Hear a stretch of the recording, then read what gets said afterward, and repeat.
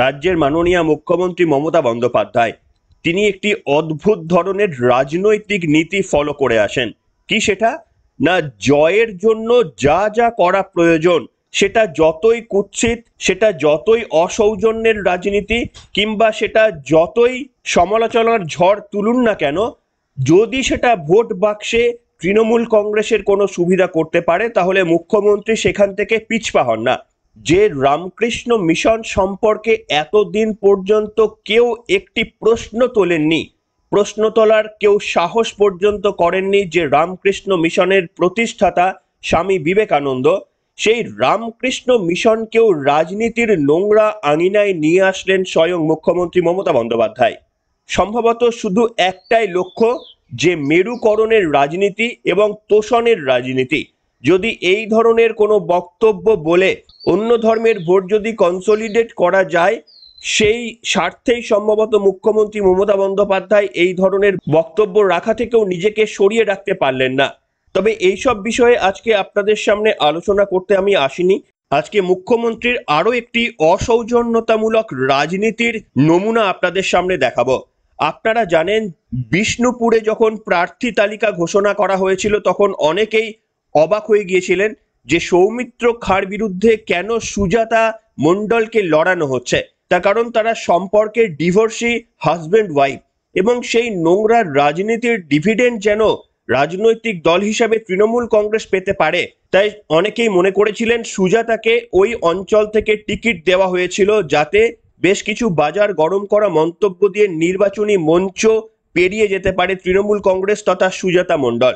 গতদিনে মুখ্যমন্ত্রী মমতা বন্দ্যোপাধ্যায় সুজাতা মণ্ডলের হয়ে প্রচারে গিয়েছিলেন তার অঞ্চলে, এবং সেখানে বসে সৌমিত্র খাঁ সম্পর্কে যা যা কথা বললেন তা নিয়ে সত্যি সত্যি রাজনীতিতে রুচির প্রশ্ন উঠে যায়। এবং বিশ্বাস করুন, আজকে সৌমিত্র খাঁকে ডিফেন্ড করার জন্য আমি বসিনি। নিশ্চিতভাবে তিনি সমালোচনার ঊর্ধ্বে নন। তার বিরুদ্ধে যদি কোনো দুর্নীতি, তার বিরুদ্ধে যদি কোনো অন্য বিষয়ের অভিযোগ থাকে, নিশ্চিতভাবে পুলিশ পদক্ষেপ নিতেই পারেন। কিন্তু মমতা বন্দ্যোপাধ্যায় যেটা করলেন সেটা কার্যত রাজনীতিকে একটা আরো নিচের জায়গায় নিয়ে যাওয়ার চেষ্টা করলেন।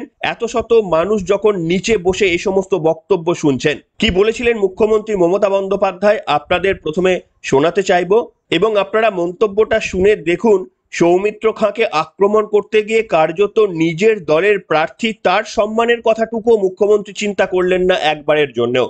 বক্তব্যটা শুনুন, অবাক হবেন। আপনারা বলুন তো কি লাভ? ওই ছেলেটাকে ভোট দিয়ে আমি ওর নাম বলতে চাই না। সুজাতা কি করে বিয়ে করেছিল ভগবানই জানে। অবশ্য কেউ কাউকে ভালোবাসলে সেটা তাদের ব্যাপার, আমি এসব নিয়ে মাথা গলাই না। কিন্তু আমার কাছে অনেক ফটো আছে। সুজাতা যা ঝগড়ুটে, আমি যদি দিয়ে দিই ফটোগুলো তাহলে তো ও ইলেকশন ছেড়ে দিয়ে আগে যাবে ঝগড়া করতে। তোমার কাছে যা ফটো আছে তার থেকে বেশি ফটো আমার কাছে আছে। এই তো হচ্ছে নেতা, এরা নেতা না নেতা,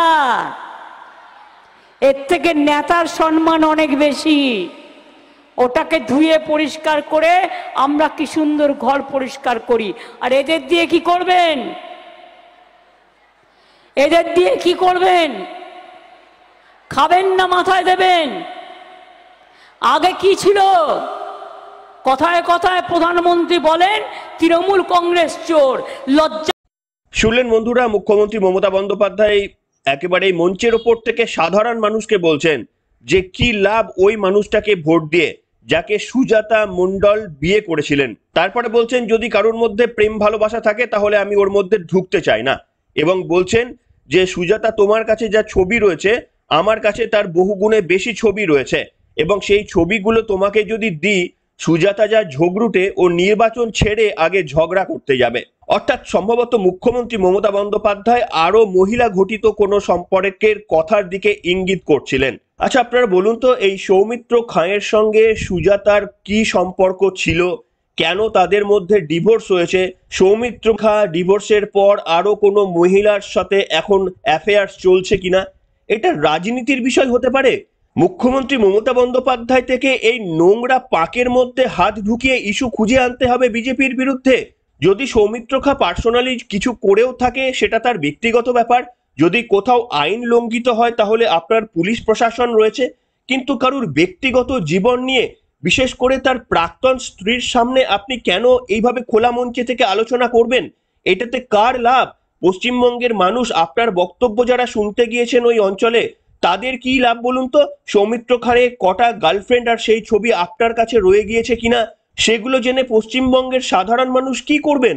এবং শুধু তাই নয়, সৌমিত্র খাঁকে আক্রমণ করতে গিয়ে কার্যত নিজের দলের প্রার্থীকেও বেনজির আক্রমণ করে বসলেন। কি বললেন? বললেন ও যা ঝগড়ুটে, ও নির্বাচন ছেড়ে ওই সমস্ত ছবিগুলো দেখলে আগে ঝগড়া করতে যাবে। ভাবুন, একজন সম্মানীয় মহিলা, তিনি আবার তৃণমূল কংগ্রেসেরই প্রার্থী, তাকে মঞ্চের ওপর থেকে সবার সামনে বলছেন ঝগড়ুটে। আচ্ছা, ঝগড়ুটেটা কি খুব ভালো উপাধি? একজনকে আপনি ঝগড়ুটে বলছেন যখন, তাকে নির্বাচনে দাঁড় করিয়েছেন কেন? ঝগড়া করার জন্য? তার পরিচয় আপনি সাধারণ মানুষের কাছে তুলে ধরছেন যে তিনি একজন ঝগড়ুটে নেত্রী। সেই ঝগড়ুটে নেত্রীকে আপনি পশ্চিমবঙ্গের সাধারণ মানুষের সুবিধার জন্য রাজনীতিতে এনেছেন। তিনি রাজনীতি করবেন না সৌমিত্র খানের বান্ধবীদের সঙ্গে ছবিগুলো দেখে ঝগড়া করবেন? কি অদ্ভুত প্রসঙ্গ রাজ্যের মুখ্যমন্ত্রী মমতা বন্দ্যোপাধ্যায় তুলছেন! এটা কি তার গলা থেকে মানায়? তৃণমূল কংগ্রেসের কোনো বুথ স্তরের কেউ যদি এই বিষয় নিয়ে আক্রমণ করত তাহলেও সেটা মানা যেত এবং সেটাকে ইগনোর করা যেত যে আমি ওর মধ্যে ঢুকবো না। কিন্তু রাজ্যের মুখ্যমন্ত্রী, তিনি আবার মহিলা মুখ্যমন্ত্রী মুখ, তিনি প্রেম কাহিনী নিয়ে কথা বলছেন, কার সঙ্গে কার প্রেম রয়েছে এবং তার ছবিও নাকি মুখ্যমন্ত্রীর কাছে রয়েছেন, সেগুলো সামনে দিয়ে দেওয়ার জন্য তিনি কথা বলছেন। কি অদ্ভুত রাজনীতির নোংরা জায়গায় নিয়ে গেছে তৃণমূল কংগ্রেস। জাস্ট আরো একটি নমুনা দিলাম আপনাদের, এখানেই শেষ নয়, আরো একটু বক্তব্য আপনাদের শোনাবো। সেখানে মুখ্যমন্ত্রী মমতা বন্দ্যোপাধ্যায় এবার ব্যক্তিগত ওই মহিলা সংক্রান্ত আক্রমণ ছেড়ে তার সম্পত্তি সংক্রান্ত আক্রমণের দিকে যাচ্ছেন। কি বলছেন? সুজাতা মণ্ডল খাঁয়ের কাছে যে ওর কতগুলো বাড়ি আছে অফিসিয়ালি, সুজাতা মণ্ডল খাঁ বললেন অফিসিয়ালি 6টি, অর্থাৎ আনঅফিসিয়ালি আরো বাড়ি থাকতে পারে। এবার মুখ্যমন্ত্রী মমতা বন্দ্যোপাধ্যায় সেটি নিয়েও রাজনৈতিক আক্রমণে গেলেন। কি বললেন শুনুন আপনারা। যতগুলো ক্যান্ডিডেট দাঁড়িয়েছে, টাকা কম, টাকা কম। এই যেটা দাঁড়িয়েছে এর কটা বাড়ি গো? অফিসিয়ালি কটা? অফিসিয়ালি বউ বলছি 6টা, তাও এখন অফিসিয়াল বউ নয়, এখন আবার আরো কয়েকজন আছে, কটা আমি জানি না।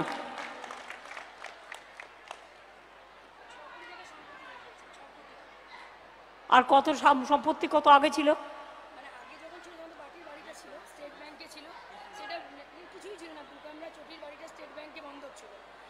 এই তারপরে এমপি হওয়ার পর অগাধ 2 নম্বরই সম্পত্তি, মানে কোনো হিসাব নেই, এবং একাধিক বাড়ি, একাধিক গাড়ি, মানে 2 কোটি টাকার রিসেন্ট একটা দুর্গাপুরে বাড়ি কিনেছে, সিটি সেন্টারে, বিষ্ণুপুরে, বাঁকুড়ায় জমি আছে, মানে অগাধ বলছে, আমি শুধু বললাম অগাধ।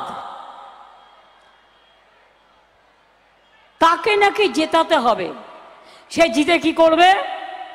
এই বর্জরায় গিয়েছিল জিতে, অলোক আপনি প্রচারে এসেছেন এবং সেই জায়গায় কোনো একজন প্রার্থী রয়েছে বলেই তার ব্যক্তিগত জিনিসগুলো নিয়ে এইভাবে নর্দমা ঘাটার মতো করে মানুষের সামনে প্রকাশ করতে হবে? আমি ডিফেন্ড করছি না, আপনি নিশ্চিতভাবে সৌমিত্র খাঁ যদি অনৈতিকভাবে 6টি কেন 1টি বাড়িও করে থাকে, তার বিরুদ্ধে প্রশাসনিক যা যা তদন্ত করার সেই তদন্তগুলো হোক। দরকার হলে এই সংক্রান্ত নথি বা তথ্য আপনারা ইনকাম ট্যাক্সের কাছে পৌঁছে দিন, তদন্তের জন্য আহ্বান জানান। আমরা নিশ্চিতভাবে চাই যে কোনো নেতা যদি দুর্নীতি করে থাকে, সেটা শুধু তৃণমূল কংগ্রেসের নেতা দুর্নীতি করলেই তার বিরুদ্ধে শাস্তি হবে আর বিজেপি নেতা দুর্নীতি করলে তার বিরুদ্ধে শাস্তি হবে না, এমন রাজনীতি আমরা চাই না। আমরাও চাই, আপনার বক্তব্যকে সমর্থন করি, যে সত্যি যদি সৌমিত্র খাঁ অনৈতিকভাবে 6টা বাড়ি করে থাকেন তাহলে এর বিরুদ্ধে তদন্ত হোক এবং আপনাদের পুলিশ এই বিষয়ে তদন্ত করে যথাযথ ব্যবস্থা গ্রহণ করুক। কিন্তু রাজনৈতিক প্রচারে আপনি সৌমিত্র খানের কতগুলো এই মুহূর্তে বান্ধবী রয়েছে, এই সমস্ত বক্তব্যগুলো বলে মঞ্চে কার কাছ থেকে ভোট আদায় করছেন? ধরুন সৌমিত্র খায়ের 10টা বান্ধবী, তাও যদি তিনি সাধারণ মানুষের কাছে টাকাগুলো পৌঁছে দেন, মোদিজির যে সমস্ত প্রকল্পগুলো রয়েছেন সেই কাটমানি থেকে নিজে বা নিজের দলের কাউকে পয়সা না খেতে দিয়ে যদি প্রকল্পগুলি জনসাধারণ মানুষের কাছে তুলে দেন, তার 4টে কেন 6টা বান্ধবী থাকুক, আমার কিছু বা পশ্চিমবঙ্গের মানুষের কিছু এসে যায় না। যদি তিনি তার কর্তব্যটুকু সঠিকভাবে করতে পারেন তাহলে তিনি 4টে বান্ধবী নিয়ে ঘুরবেন না 6টা বান্ধবী নিয়ে ঘুরবেন, সেটা তার ব্যক্তিগত ব্যাপার। আর কোথাও আইন ভাঙলে সেটা পুলিশ সেই ব্যাপারটা নেবে। আমি রাজনীতিতে কেন ওটাকে বিশ্লেষণ করব যে কার কটা বান্ধবী। আসলে প্রথমটা যেভাবে আপনাদের বলে শুরু করলাম যে মুখ্যমন্ত্রী মমতা বন্দ্যোপাধ্যায় যদি কোথাও দেখেন যে ডিভিডেন্ড আছে, তাহলে নিশ্চিতভাবে সেটিকে তিনি ছেড়ে দেন না, যতই সেটা অসৌজন্যতার নজির হয়ে থাকুক না কেন, যতই সেটা তার চরিত্রের সঙ্গে অমানানসই হোক না কেন, তা সত্ত্বেও মুখ্যমন্ত্রী সেই সুযোগ নষ্ট করতে ছাড়েন না। আর বিশেষ করে এই মুহূর্তে এমন একটা পরিস্থিতির সম্মুখীন হয়েছি আমরা, যেখানে তৃণমূল কংগ্রেস হয়তো ভরাডুবির আশঙ্কা করছে। তাই অত্যন্ত ছোট থেকে ছোট ইস্যুগুলো যেগুলো মুখ্যমন্ত্রী মমতা বন্দ্যোপাধ্যায় হাতিয়ার করলে তার নিজেরই সম্মান যেখানে ক্ষতি হচ্ছে, সেগুলোকেও তিনি এইভাবে প্রচার করছেন। আপনি তো পুলিশ মন্ত্রী, আপনার কাছে সমস্ত তদন্তের নির্দেশ দেওয়ার অধিকার রয়েছে। আইনগত কোনো সমস্যা থেকে থাকলে আপনি ব্যবস্থা নিন, কিন্তু আপনি ব্যক্তিগত এই সমস্ত রুচিগুলো নিয়ে সামনে নিয়ে আসছেন। আপনাদের যে মহিলা প্রার্থী দাঁড়িয়েছে তাকে বলছেন তিনি ঝগড়ায় পটু। তাহলে কোন ধরনের প্রার্থী আপনি দাঁড় করিয়েছেন সাধারণ মানুষের উপকারের জন্য? একজন ঝগড়ুটে মানুষ সাধারণ মানুষের জন্য কি উপকার করবে? সে তো শুধু ঝগড়াই করবে। আপনি যদি সার্টিফিকেট দেন যে সে ঝগড়ুটে এবং বলছেন যে ছবিগুলো পেলে নির্বাচনের ময়দান ছেড়ে সে ঝগড়া করবে, তাহলে তো নির্বাচনের পরেও সেটা হতে পারে। নির্বাচনের পরে আপনি যদি ছবিগুলো দিয়ে দেন তাহলে তো সে তো মানুষের উপকার না করে সারাদিন সৌমিত্র খানের বিরুদ্ধে লড়াই করবেন আর ঝগড়া করবেন। এতে পশ্চিমবঙ্গবাসীর কি রয়েছে? আমাদের কি উপকার রয়েছে? একজন প্রাক্তন ওয়াইফ প্রাক্তন হাজবেন্ডের সঙ্গে ঝগড়া করবেন, মারামারি করবেন, নাকি আবার নতুন করে ঘর বাঁধার চেষ্টা করবেন, সেটা তো তাদের ব্যক্তিগত ব্যাপার। এটা কি রাজনীতির আঙিনায় আসতে পারে? তাও আবার মুখ্যমন্ত্রীর মতো সম্মানীয় এই পোস্ট থেকে এই বক্তব্য রাখা যায়?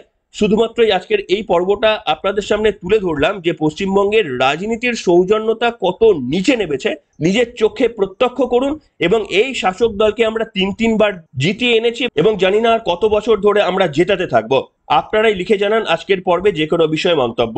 এখনকার মতো এখানে শেষ করলাম।